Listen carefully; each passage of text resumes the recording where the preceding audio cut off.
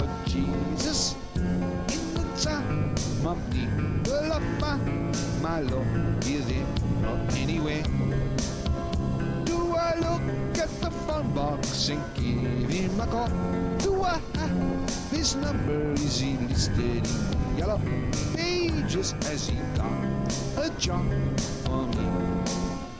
Looking for Jesus in the time of war. Looking for Jesus in the time of starvation. Look for Jesus in the time of need. Will I find my Lord here, there, or anywhere?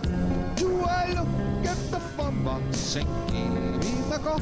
Do I have his number? Is he listed in yellow pages? Has he got a job for me?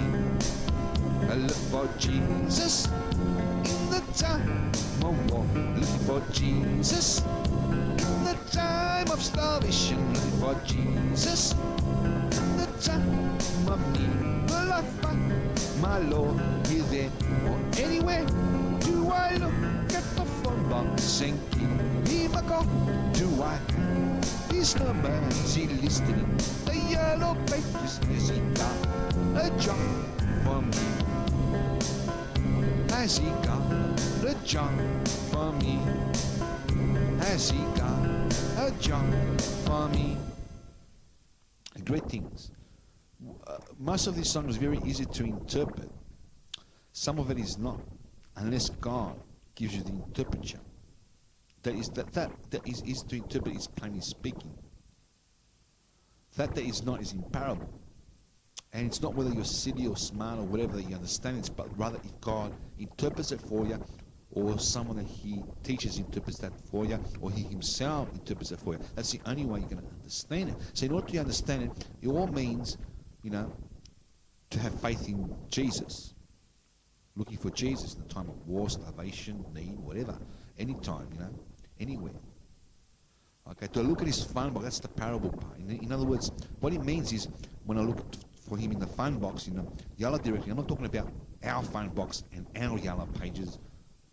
Other than the churches, is not listed there. You can find him there. You can find the churches there if you're lucky and you have never heard the word of God, or if you have a message from a witness and he gives you the address, you can look it up in the street directory or in the phone box and give him a call.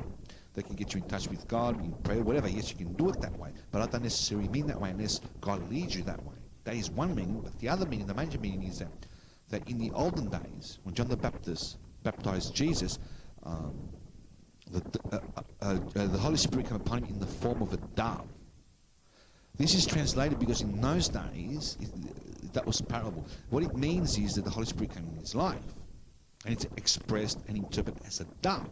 Why? Because in those days, the pigeons were called doves. Okay, and in those days, or before or after, or in those days, they had the vision and the theory of how to communicate like a telephone. Sometime before, during, or after those days, they invented the first ever phone call. And what that is was a pigeon. What they used to do, as most people will know, especially in telecom, or people that work phones, if they've studied this, is that they used to put a message on the pigeon's foot. And it used to travel from one place to another, passing on the message with a letter on his foot. So as you will understand how this works, it works that when pigeons are raised in one house, they never leave that premises. They might go looking for food, but they always come back. So what you do is you raise the pigeons in their own cage from babies, and which means if someone steals them and they escape from the cage, they'll end up back at your place. So what they used to do is they used to raise pigeons in two areas, for example. This is the same in every other area of the world when communication with pigeons took place. And what happened is they used to switch the pigeons around. So, for example, if you wanted to make a phone call from one area to another, as long as it was close enough that the pigeons will make the journey and not drown, for example, if it's overseas. For example, if it was, 100 miles from here or there in the same country, for example, the pigeon that lived in city 1 will be transported by whatever transport to a city 2, and then when the postman will want to send a message.